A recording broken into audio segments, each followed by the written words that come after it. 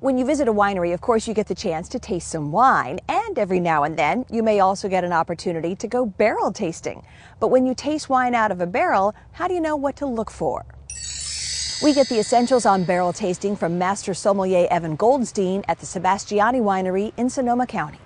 Sebastiani Winery has Cabernet Sauvignon aging in these barrels, Evan, and they're going to let us taste it. That's a very cool thing. First and foremost, we need the right tools because we're not just going to show up with a glass and we have no bottles. So most important, you need what they call a thief or a pipette. And this is a device or a glass cylinder literally that allows us to go in, pull wine out of the bottles, put it into the glasses and taste. So you wouldn't mind helping me? You got it. Let's go in and see what goes on. So barrels are always closed by a bung. So the first thing you need to do is pop the bung out, go in there, then basically with your finger off, put the pipette down a little bit, sort of create a bit of a vacuum and pull the wine up. Then as it's starting to drizzle, in with the glass? we do it there. Then I put my finger back on, we stop.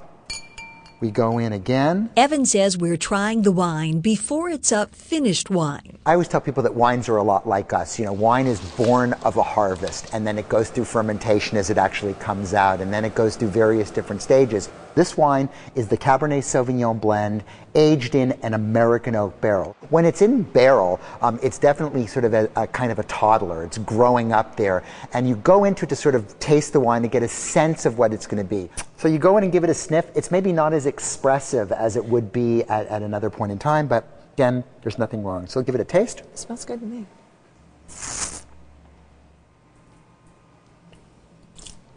By the way, when you're in a barrel tasting, you spit in the drain.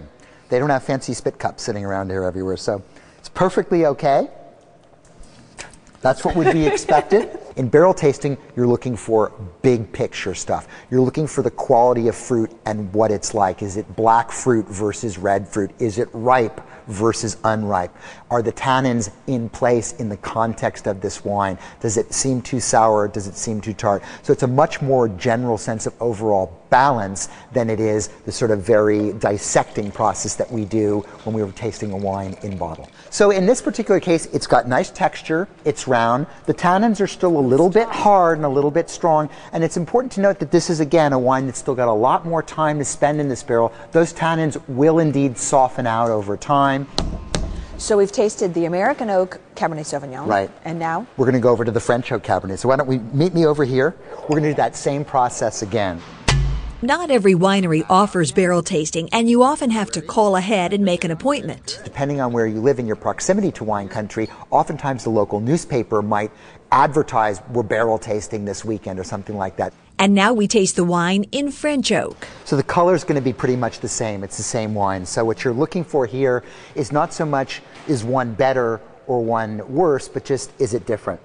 So we're getting a sneak preview. It's fun, it's different, and again, the idea of being able to taste a snapshot of a wine in development against the final product, which you'll then taste in the tasting room, can be a lot of fun and quite educational.